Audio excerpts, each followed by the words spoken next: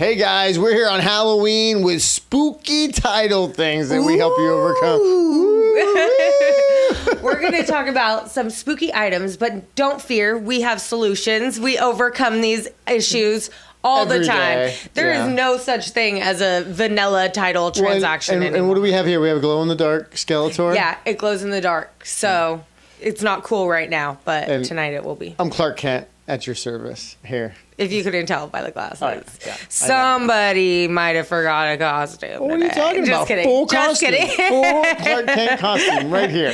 So going over some spooky title issues, we came up with the top 3 things that we see pretty frequently that we could, if we catch early on, which means opening the title report right when you get your listing signed, and we can catch these items a little early on, that helps us save a lot of headache, a lot of heartache throughout the transaction. Number 1 is what breaks in the chain of title, is the overarching kind of thing, right? Yeah, so anytime there's a break in chain of title or any just kind of title chain issues, I would say. So first and foremost, uninsured deeds. That's one of the biggest things. Any transfer, whether your attorney does it, if you deed out of the trust to refi, if you add a spouse, if you add a child, if you add anybody. Please don't add a child. Anything that happens outside of a transaction, we deal with dozens of these every week. It's like by far the biggest thing we deal with. So like the way you can look out for that on a prelim is when you see on the vesting and it says subject to an item number, and you go to that item number and it's the deed where your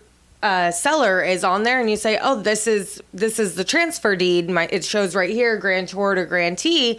However, like Ryan said, when it's done not in a title insurance policy, that leads to issues where we have to make sure as a title company, we do our due diligence and make sure that deed is in fact valid and not fraudulent, because that's another thing, especially with vacant land. We've seen a lot of fraudulent deeds. Tons. Good thing we catch those I think we've caught every single one that's came across our desk. Yeah.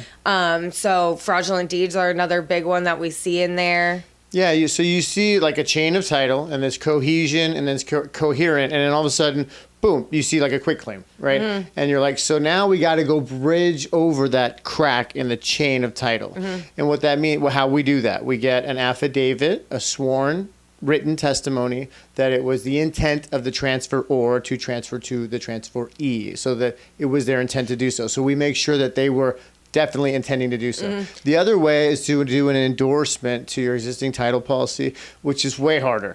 I was going to say, so is that kind of what happens when like Uncle Ted deeds it to nephew Jimmy, and Uncle Ted is like lost? Bangkok's got him. He's lost and he's lost. He's gone. Yeah, he's gone. He's gone. Like nobody can find him. Which happened a lot, by the way. We have had that conversation many times. He went to Vietnam. He's not coming back. We cannot find him. He's gone. Yeah. So yeah, that's exactly what happens. And then, or like, you have a divorce scenario and they transferred pre-ending of the divorce, like the finalization where they're legally divorced, and then they're trying to sell, and then the wife had transferred it, and it was all good, right? Like she signed the quitclaim, and then title comes back and says, well, hey, we need to make sure it was your intent to transfer. And then 6 months have gone by and they've gotten into the money and the custody of the kids and all the things, and it's just really ugly at this point. And they're like, I ain't signing nothing, right? Yeah. Or they want 10 G's to sign it. We've seen that. We've had that happen before. Thankfully, we've also had pretty easy situations where it's done, signed, or a divorce decree can come into play. And if it stipulates the address of the specific property,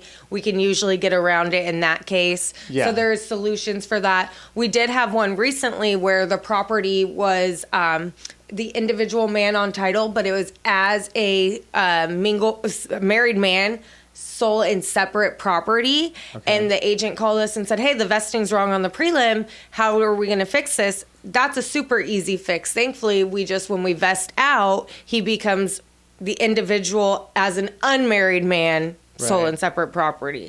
So thankfully, he already had the property as sole and separate. So there's different solutions and workarounds we can find. So when we're going through your prelim, one of the first things we look for is subject to on the vesting. So that means that there's some uninsured deeds we need to look at. sooner rather than later, because the more runway, as with any title issue, the more runway we have, like that's why we open your prelims right when you list them. The more runway, the more time that we have, the more the solutions and curative issues we can implement those prior to close. But yeah, spooky situations. When you're chasing people around for affidavits, it's spooky. It is hard. not fun. Yeah. So number 2 on what we got. What's number 2? Is liens, judgments, those kinds of things. Yeah, all those nasty things in the middle of the prelim. So we see a lot of tax liens. So those are on we see a lot of those that we need to clear up. We see a lot of HOA liens. Those are on there pretty frequently.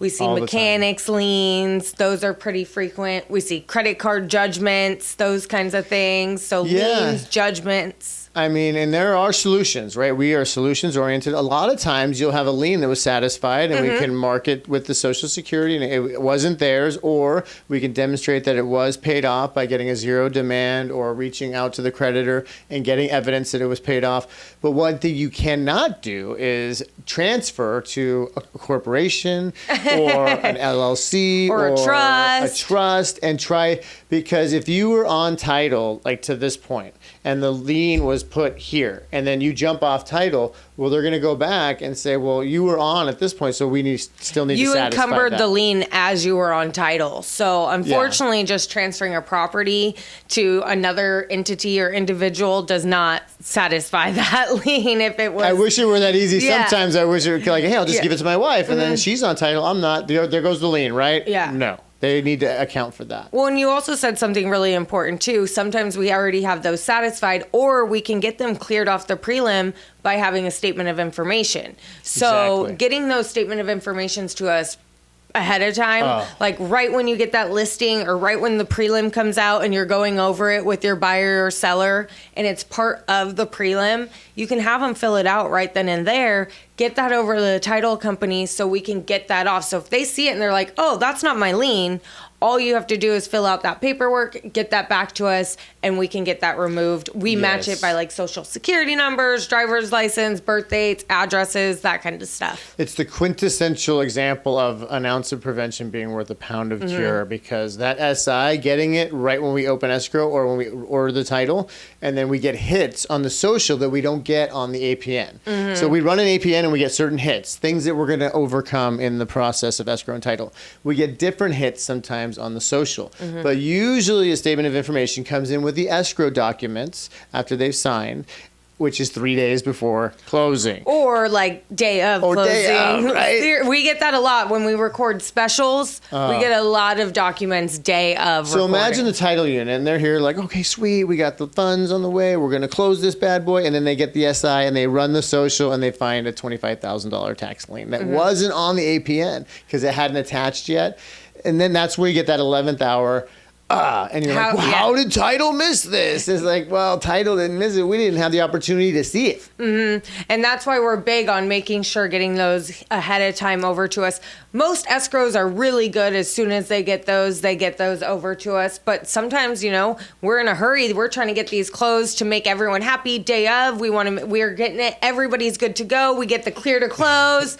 So we want to make no surprises. Yeah, and then that happens, or it doesn't, but we have to run an SI, and sometimes we have an SI and it's like a very, very common name that we have here in San Diego, and we have like 100 hits, and we have to go through each one individually and make sure John Smith or something like that doesn't have a hit on the social security number. So to avoid that spooky part of it, make a best practice when you take your listing presentation, get the statement of information filled out, get that into us ASAP, and we'll run it and avoid all that drama. Oh yeah, that is one of the best things we can do. We don't need no more drama on Halloween. You know what I mean? There is no easy transaction right now. Well, and then so that's number 3. Okay. Is going into, we have encroachments, CC&Rs, those kinds of fun things that sometimes people don't always like to see on their prelim report. I mean, I think one of the worst ones I saw was like this massive embankment with brick, like stacked brick and a flower bed that was clearly like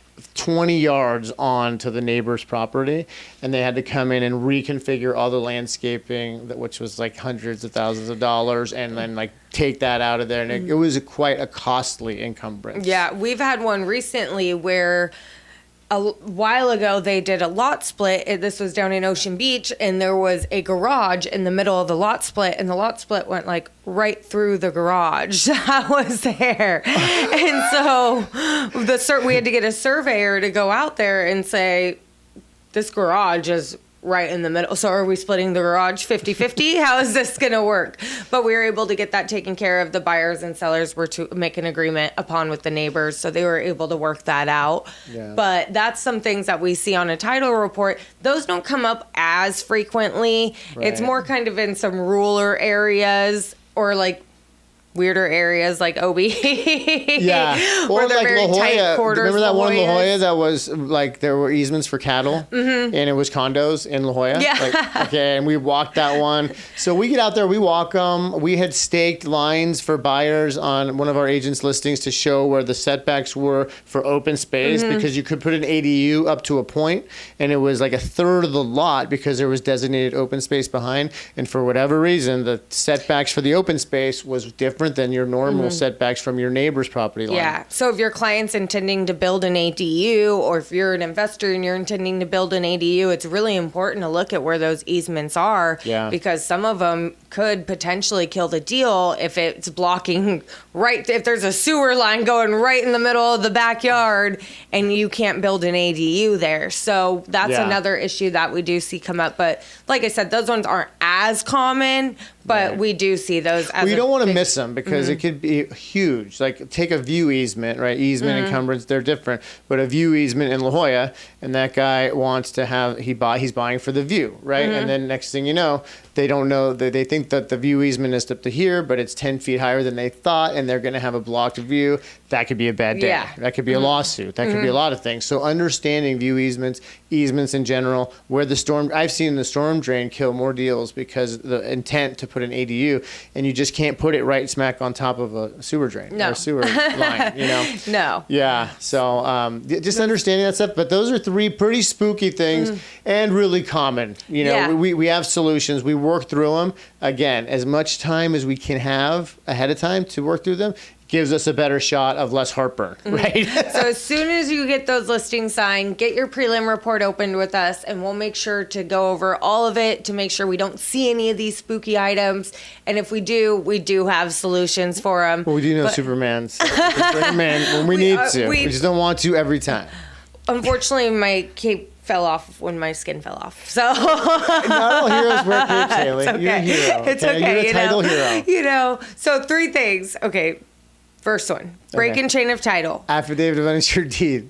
Seeing that's most common that we see, but any kind of breaks and chains title issues, those are one of the most common things. 2, liens and judgment. Liens, judgments, anything that has that kind of wording on it, we definitely want to get ahead of it. Tax liens, super important.